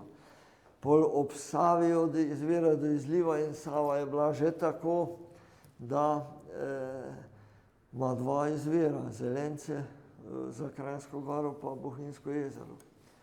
In ko sva se zmenila, da bova to naredila, izgleda, da on doma se ni v redu zmenil, začetek septembra lani je to bilo, je bil zadnji termin, da greva. Pravi on, da je pa prišla moja žena iz nekega zaključnega izleta, ker je še bila zaposlena in jaz ne morem še iti zraven, ker ima vročino, je bolana. Sem rekel, jaz ne morem čakati, jaz grem. Bom pač do Zidanega mosta probal sam, tam pa pridi, pa se bomo sestavili, bomo pol do izliva v Beogradu šla skupaj, jasna stvar, da ga ni bilo. In sem jo prekolesaril sam. Ob tem, da mi je moja zdajšnja partnerka prepovedala kolesariti samemu na taki turi, ki se lahko kaj naredi, sigurno. Ampak pol sem jaz nekako se prišvercal do Zidanega mosta, pa pol naprej. Tam delamo Slovenci na meji z Hrvati ene toplice pri Dobovi, ampak v tistih toplicah, kjer je bila reklama, kako se poceni spi, tudi sledu ni bilo v tem. So rekli mi, ko sem rekel, jaz bi pa prvi vas prespal, da 140 € samo za prenočišče. Sem rekel, to je pa preveč, grem jaz kar do Zagreba. Pa sem se lepo do Zagreba peljal, pa šele tam povedal ženi, zdajšnji partnerki, da bom prej v Beogradu, ko pa nazaj. In res, ko sem prišel v Beograd, sem tam spal, plunil že v Savo ali v Donavo, pa naslednji dan moral 300 din, ker oziroma Srbi imajo še dinarje, plačati vstopnino na avtobusno postajo, kjer me je že informator skurcal, da zakaj sploh prihajam k njim, ker direktnega avtobusa ni za Zagreb, kamoli za Slovenijo, nema. Tam so pa bili eni tipi, ko so šli, iz Niša, ko je moral v Francijo vsak mesec Montpellier se javiti, da je še živ, ker je penzijo dobival invalidsko. Je rekel, ja, če se dogovoriti s šoferom, da te vozimo. Nekde moramo, da piškičemo nekde v Sloveniji. Me šofer ni hotel gor vzeti na last, je bila en prevoznik. Pol pa flik, sta bila pa dva busa, en ob 12, en pa ob 8 zvečera nekaj tam. In jaz čakam tam na postaji, pa pride ta bus, pa dva šoferja, veš, da zrihtana, en me ni šmerilo 5 posto, enemu, ko je pa tam pri kuferantu nekaj rihtal, sem se pa zgleda malo zasmilil. Je rekel, pa, ok, vozit ću te, ali skupaj ćeš to platiti, pa nemam karte, ker je vse preko računalnika, telefona in tako naprej. Nima. Sem rekel, Ako dođe kontrola, ja te ne poznajem, mi je rekel šofer, sem rekel, pa ja tebe ne poznajem. In smo se seveda ukrcali, je bil res poln avtobus, samo v Zagrebu smo stali, da je nekaj ljudi šlo dol, pa drugi gor, pa spet v Ljubljano. Pol 8 zvečer sem v Ljubljano prišel, tam me je pobral Nejc v avto in smo šli domov. Do Slavonskega Broda je bilo vreme, pol je pa stalo čisto 8 teden in res na zadnji trenutek. Seveda s tem mojim prijateljem smo bila to je bilo en 8 ali 9 dan sem se vrnil. Tako da vse je bilo v mejah. S tem mojim prijateljem sva bila pa zmenjena, da bo šla iz Beograda v Novi Sad s Čamcem, pa pol v Vinkovce, pa tam nek navoz, pa na vlak, pa z vlakom gor, da bomo uživala. Ja, ambicije torej, pa plani so še, ne? Skočimo še malo na tisti res hud tvoj alpinizem. 73. leta preplezaš Eiger, kdaj pa zaključiš to? Ti imaš trilogijo, ne? En redkih, kakorkoli. In to še rečemo v tistih Orang-cajtah, ne? 76. leta, ko smo planirali na dolgih bivakih v Makaluju, z Nečkom smo splanirali, da bomo šli v severno steno Matterhorna plezati. Z Necom naprej, Viki pa Deni pa za nama.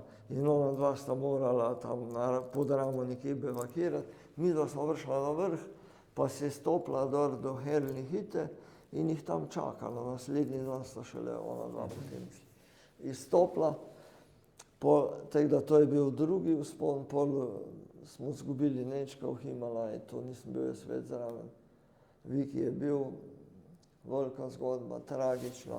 Še prej smo izgubili, oziroma takoj za tem smo izgubili še Aleša, je s helikopterjem padel dol na Blejski Dobravi.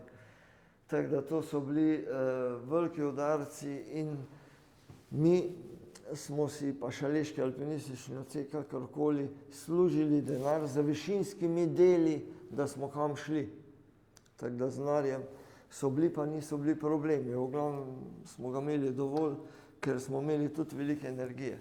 In to je bila klasirnica od premogovnika, ki smo jo štrihali ne vem koliko. Več kot 1 tono barve smo znosili gor, 55 metrov visoko. Je bilo lift ni delal, ker pač so šele odpirali klasirnico. In ko si prišel po štriko dol, si en hobok barve, ki je bila 20 ali pa 25 kil, naložil, pa niso ga na vrh, pa dol, pa tek naprej. Kar velikrat, ko je bil avtomatizem, smo te stvari že tako delali, da sem pozabil sedež iti, pa sem šel dol, pa nisem imel 2 vrvi, sem se kar po eni spuščal. Ampak je šlo.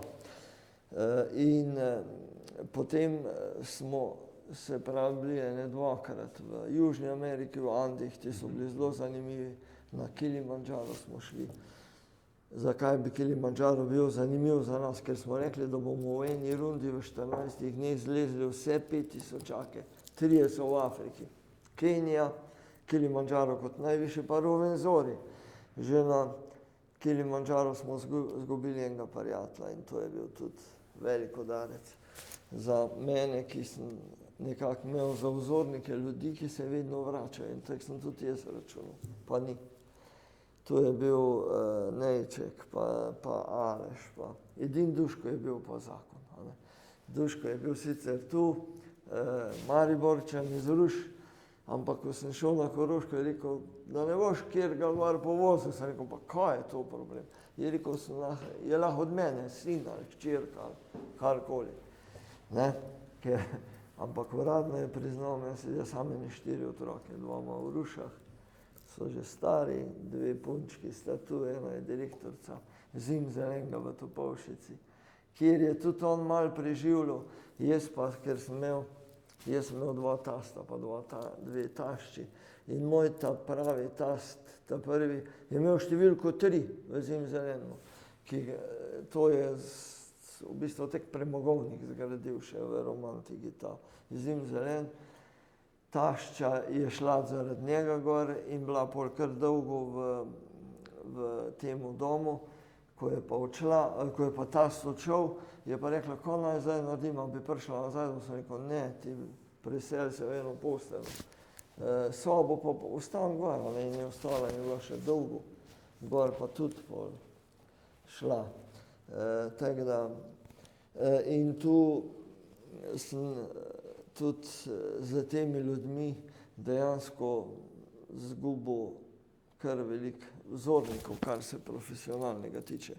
Ker moji vzorniki, poleg Duškota v Dolini je bil en Oto Kugonič, učitelj športne vzgoje, ki so se mu pa na koncu, mi se hecamo, živci okrog obrnali. Ker te, ko je prej zagovarjal šport in športnike, je pol na koncu rekel, to je brez veze, je rekel, brez veze, pa v savno mi smo v savno radi hodili. Je rekel, brez veze, da se športom ukvarjaš, je rekel, na koncu je to. In nisem mogel razumeti, ker je bil res čist zdrav in je pol tudi klavrno končal. Tako da v hribih je pa predvsem moj vzornik bil in ostal Walter Bonati, ki je pa bil mož, ki se vedno vrača in za njim so padali kot domine nekateri prijatelji.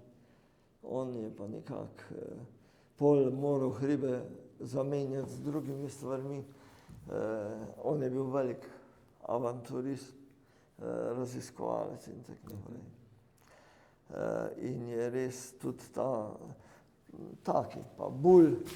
Herman je sicer veliko prehmal šel na Čogolisi, ampak splet okoliščin je bil tak, da je prezgodaj šel. Ja. Ne. Nisma še dala ta zadnjega, torej z Grego Justinom pa Žorase splezaš katerega leta? Žorase smo pa splezali leta 88. 88, torej od 73, 15 letih. Od 76 do 83 je kar precej minilo. Ja. Ja, sem naredil še to trilogijo, ker so se nekateri kar fejs metali ven, češ, kaj je zdaj to. No in sem splezal, vse so bili Žorasi, so bili tudi kar težki. Ampak zanimivo, v Šamoniju sem srečal Toma Česna, na veliko hodil. Sem rekel, kak sem ga šel obiskat, kak je zdaj s to prečko tam, nihajna koka, nihajna prečka, sploh ni vedel za njo. Je rekel, to kar plezaš, do vrha. Mi smo zaradi te nihajne prečke bivakirali, drugače ne bi bilo treba in če bi bilo na silo, bi res lahko šli ven v enem dnevu. S tem, da je kar težek bil, ampak tu si informiran. Edini nisem vedel, da je toliko tega poldragega in krasnega kamenja noter. Na osnovi kremena je bilo ogromno stvari, ampak kaj veliko niti ne moreš pobrati, ker je vse teža. Da smo prišli ven, pa šli potem Andrej pa Marija Štremfelj, sta tam na koči, spodaj smo se srečali in bili pol skupaj. In pol smo se stopali, tako da smo spali zunaj, pa nismo šli do Studenca. In sem bil ženko Marija, pol naslednji dan smo šli pa dol skoraj v Kurmajer, ko prideš v Almeni, ali kaj je tam ena dolina, da smo pol štopali nazaj v Šamonji, pa avte pa domov. Super. Zdaj pa greva na zadnje take zelo kratke, faktografske odgovore tvoje in moje vprašanja. Torej, čisto preprosto treba določiti. Vemo, da imaš ogromno vzponov doma, tujini. Kateri se ti je zdel najtežji? Ne mogoče zaradi ocene, ampak izkušnje in torej zakaj? Po moje, tako ko razmišljam na glas o teh stvarih, Aiger je sigurno bil ena prelomnica v mojem življenju, tako in drugače. Ker če bi v Aigerju ne bilo vremena, bi definitivno ne bilo več. Z Francijem, ki je pol klavrno končal, leta 2017 smo ga zagrebli. Jaz pa tak in drugače.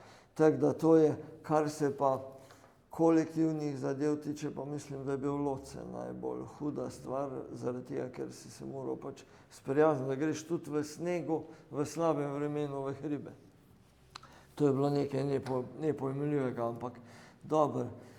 To je bilo pač povezano bolj z kolektivno igro. Eiger je bil pa zelo veliko odvisen. Pač samo od mene oziroma od naju, ker so se tako odločili. In trilogija, zdaj, ko je bil Mesner predlani v Velenju, ko se je zbral Velenje, pa se je želel veliko o tem pogovarjati, sem mu jaz obljubil, da se mu še dobili, pa se pogovarjali malo o teh vzponih v centralnih Alpah, ki so res bili nekaj posebnega. Mi smo plezali poleg Eigerja še zelo težke smeri v Driju, Alenova, in tam nam je tudi pol metra snega v eni noči padlo, pa je bilo treba se reševati. Pa v Vikija je strela udarila, ona strela, ki žge, sploh ne vidiš, ki vidiš, ko prihaja nevihta, pa nič ne moreš, pol pa ne vidiš nič več. Ne? In je odcepila strela, meni je vse zobe preštelo, njega je pa nekam otazadno, ali kako je bil naslonjen tam na bivaku. Zadrl se ko Marija in smo bolj celo noč stali tam na bivaku, ne sedeli ali pa ležali. Tako da so bile kar težke preizkušnje. Ne. Pa jaz sem padel, ko smo zlezli, plezali smo kurte, tam sem tudi spoznal, po moje, da smo se malo poznali že s Tipeta, pa še neke njegove prijatelje, ko so plezali. Pol se je Viki hvalil, da je, pač v narekovajih, ko je prijavljal, da je kurs, da je zlezel švicarsko smer v Dorvatih. To se meni ni zdelo kaj posebno, ampak smo jo lezli. In vem, da je sred, ker tam si pa zvečer vstopil, pa zato je mogel biti na vrhu, če ne bi te odneslo. Plaz, pa kamenje, pa tek naprej.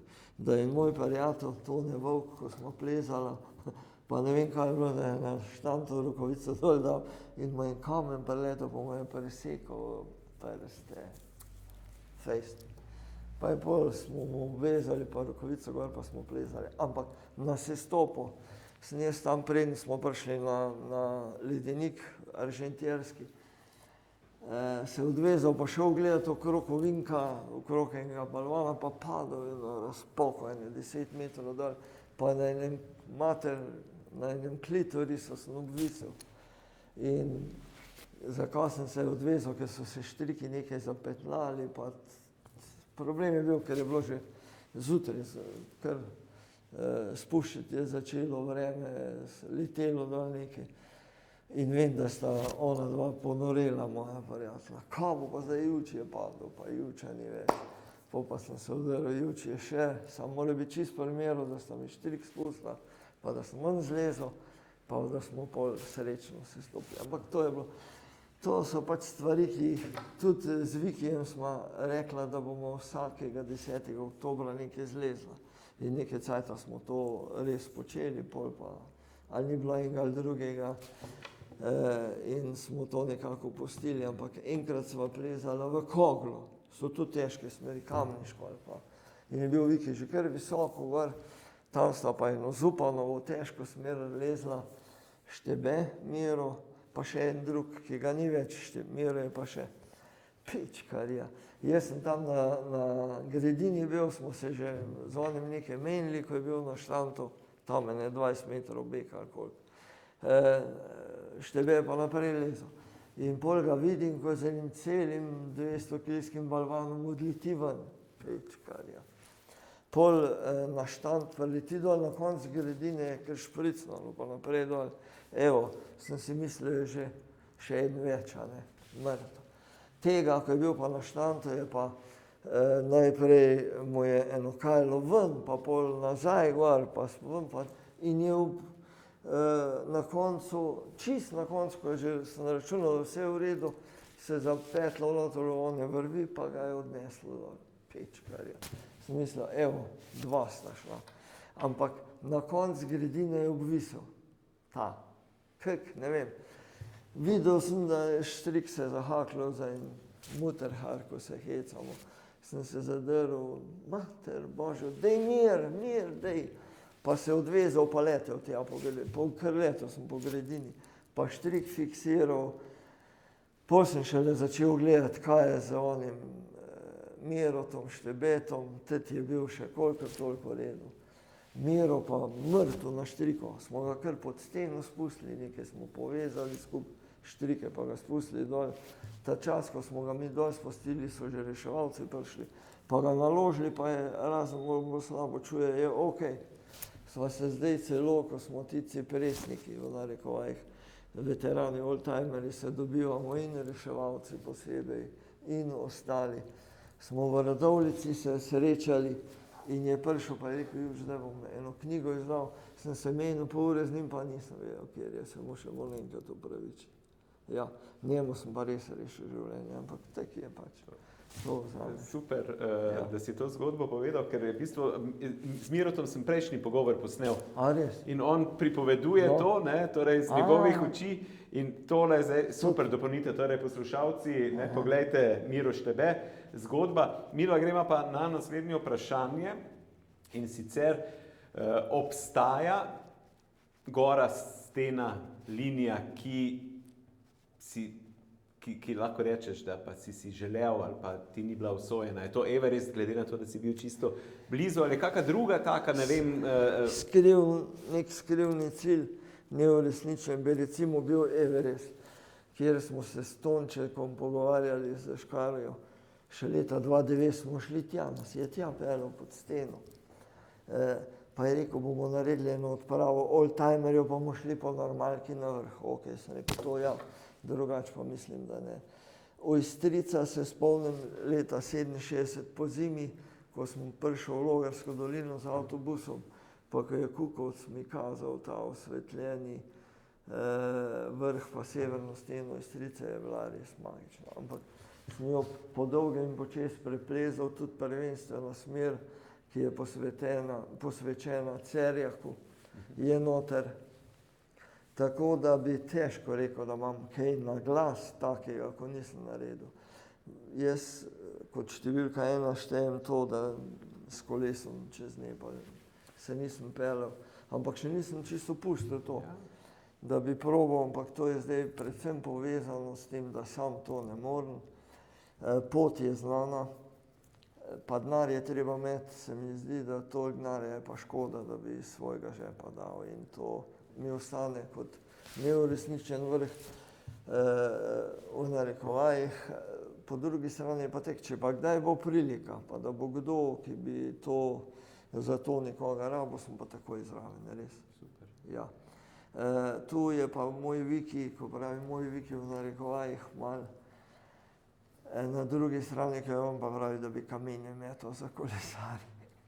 Da so se mu pa zamerili, čeprav zdaj je že kar precej tudi moji Velenjčani ali pa Šalečani so že kolesarili tam. No, tako, tudi poslušalci, če koga zamika, Ivč je kandidat. Si, torej, rečemo zadnje vprašanje, pa čisto pri koncu smo, si tudi avtor 2 knjig in to zelo dobrih ali pa zanimivih, ne, več ali manj smo verjetno vsi tisti, ki smo rasli, jih tudi prebrali, Dotik neba, ker opisuješ v bistvu vse te vzpone, pa Himalajski dnevnik, drama pod vrhom. Zakaj si ju napisal? Sej prvi je bil Himalajski dnevnik, ker sem nekako pač bil dopisnik Večera ves čas. In tudi tu smo se dogovorili, da bojo malo sponzorirali. Otmar Klipšteter, ki je še živ, ampak je pač upokojenec, mislim, da še malo starejši od mene, je nekako rekel, pa napisal tudi, sem bral zdaj to njegovo, zakaj je nastal ta dnevnik. Pravi, da jaz sicer ne ve, da bi bil pisatelj, ampak prav gotovo, da sem pa pisal avtentično. In tudi za čisto običnim svinčnikom sem moral pisati, ker še kuli ni zagrabo gor više, je zmrzno in ni pisalo. Edini navaden svinčnik. Tako da so res zapisi avtentični in ta dnevnik, ki smo ga naredili po Everestu, je res v bistvu lahko osnova za neko knjigo.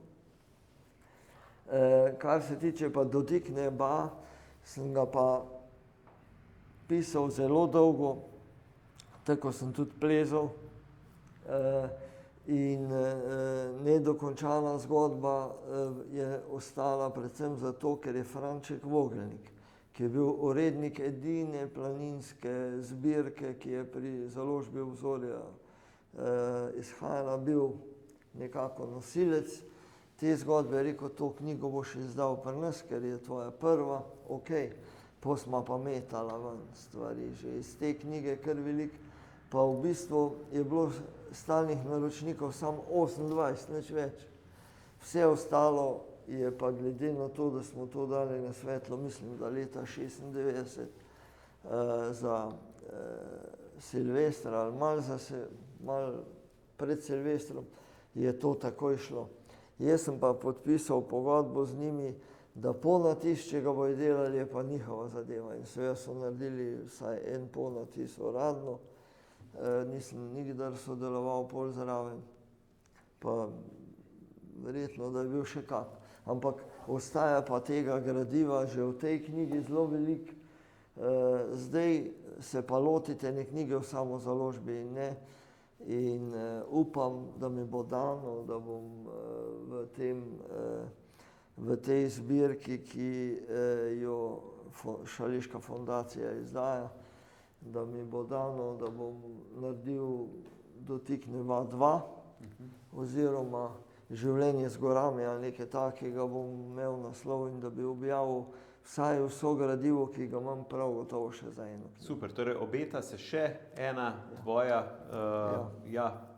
nadgradnja v bistvu tega. Ja. Super, se veselimo. In evo, še zadnje vprašanje, ki mislim, da je precej na mestu, ne, in sicer, kaj ostane enemu alpinistu ali pa enemu človeku, ko se končajo ti veliki v bistvu vzponi, kar se vse pri tebi dogajale. Torej, kako je potem spomini, ja, očitno je ena od idej, da se še kaj napiše, kako je s prijateljstvi, veliko jih več ni, ne, med živimi, občutki, smisel, ne, torej en tak vprašanje za zaključno misel. Ostane prav gotovo starost in spomini.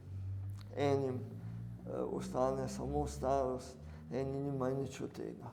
In že to je veliko. Mislim, da počasi pač postajamo pripovedovalci zgodb, pripovedovalec zgodb. In računam, da mi bo nekoč dano, da bom mogoče tudi sam zgodba. Ne, to je. In zadnja stvar, ki si jo tak star alpinist želi, je, da bi pozabil na spomine. To, ki ostanejo. In glede na to, da sem se vključil tudi med gorske reševalce zelo daleč nazaj, na začetku 70 let, verjetno. Zato, ker smo pač sami prijatelji bili v hribih. Jaz nisem nikdar razmišljal, da bi lahko na štriku imel nekoga, ki ni moj prijatelj. Pa kakorkoli je mogoče nazorsko bil drugačen. Res smo želeli samo plezati in samo prijatelji smo bili. Zdaj so se pa te stvari kar precej spremenile. In kot gorski reševalec še zdaj sodelujem, čeprav imam prostor v Boknu, glede na visoko starost in da smo, naša postaja sicer ima zaledje, ker je pač vezana na Celje, tudi ne samo zaradi sredstev, ampak nekako je logično, da je brez veze, da bi naredili, so bile ideje njega dni, da bomo Velenjčani potegnili za Zgornjo Savinjsko, pa bomo naredili še eno postajo. Čemu bi v to šli, ko je komaj denar zberemo, glede na to, da imamo praktično do Zagreba, do meje je naš teritorij. In nima smisla. In še zdaj, 2-3 leta nazaj, je v Topolšici ena gospa, je bilo dolg čas, Mariborčanka, šla na Lom, ki je najvišji hrib ob Šaleški dolini, kjer je speljana tudi pot. Pri sestopu pa eno možnost je imela, da se zajde in si je zašla. In prišla dol nad Mornovo Zjavko, kjer bi bilo normalno, da bi se več kot enkrat ponesrečila. Hudo, če ne smrtno. ampak je počakala, pol pa smo seveda, tam sem pa jaz doma in sem rekel, veš, da jo bomo dobili ven. Pol pa policaja dva, ko jih imamo, sta tam na sosednji strani poslušala, nič slišala. Kar naenkrat je bila tema, je bila ura 10 zvečer, če bi podnevi se spuščali do nje, bi se verjetno vsi varovali. Ker je bila pa noč, pa ne vidiš druga, ko breg je pa poraščeno in tako naprej. Smo jo spravili ven, srečno. Ampak ta gospa je imela veliko srečo prvič, da je, ko je ugotovila, da se ne da naprej, pa da si je zašla, da je obstala, signal je bil, da je lahko klicala, pa da smo imeli zvezo. In smo jo dobili ven, edin bilo nas je, ne vem koliko, smo šli pol ob 10 zvečer, Ipon je tu v Šoštanu in na restauraciji je rekel, da mi pa častilo vsega z enim opiru. Pa, veš, da naročam opir, koliko vas je pa? 23. Marija, toliko je moža klicala, halo, halo, Franco, jaz sem, da je rešen, ampak 23 pirov, to je eno več kot ena, ali pa ena šteka. In je pol sta se nekako spogajala, da smo mi vsakem pir spili in zdaj so pa markacisti, ki spadajo pod planinsko društvo Šoštan oziroma Velenje, pa tek markirali to pot, da je preveč markirano in je tudi malo problematično. Ja, tako, v glavnem spomini ostajajo, nekaj se bo zapisalo v novo knjigo, upamo, ne, oziroma takole je. Mi pa zaključujemo, ne, kamere so zdržale, naš gost je veliko povedal in veseli smo, ker tako v bistvu zgodbe ostajajo. Torej, drage poslušalke, dragi poslušalci, gledalke, gledalci, lepo, prišli smo še do ene zgodbe, do konca še ene zgodbe, ne, hvala vam za pozornost, hvala, ker spremljate naš YouTube kanal in naše serije, torej tudi naše stebre. Ivč, hvala tebi za to, da si podelil vse to. Vsem vam pa želim, da pač se vidimo v naslednji oddaji, do takrat pa srečno. Srečno.